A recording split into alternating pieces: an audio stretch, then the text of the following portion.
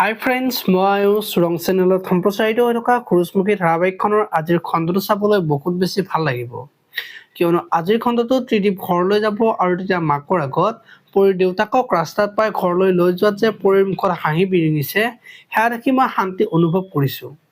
আৰু পৰী আজি মোক বুজি পালে বুলি মাকক ক'ব আৰু তেতিয়া মাকে ত্ৰিদীপৰ কাৰণে পৰীক বিয়া পাতি আনিব পাৰিম বুলি ভাবি থকা দেখিবলৈ পাব।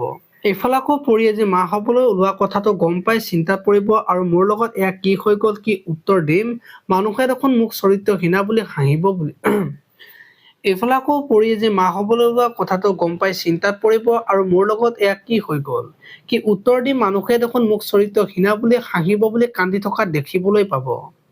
আনফালে আকৌ শুনে যে শেৱালিৰ আগত এটা সমস্যা শেষ হৈছে আন এটা সমস্যা মূৰ দাঙি উঠে বুলি শেৱালিক ক'ব আৰু কেতিয়াবা জীৱনটো চিনেমাৰ নিচিনা লাগে বুলি কৈ থকা দেখিবলৈ পাব। আপোনালোকে সূৰুযমুখী ধাৰাবাহিকখন চাই কেনেকুৱা পায় কমেণ্ট কৰি জনাব। আৰু যদি আপোনালোকে এতিয়ালৈকে চেনেলটো ছাবস্ক্ৰাইব কৰা নাই তেতিয়াহ'লে চেনেলটো ছাবস্ক্ৰাইব কৰি ভিডিঅ'টোত এটা লাইক কৰি দিব। ধন্যবাদ।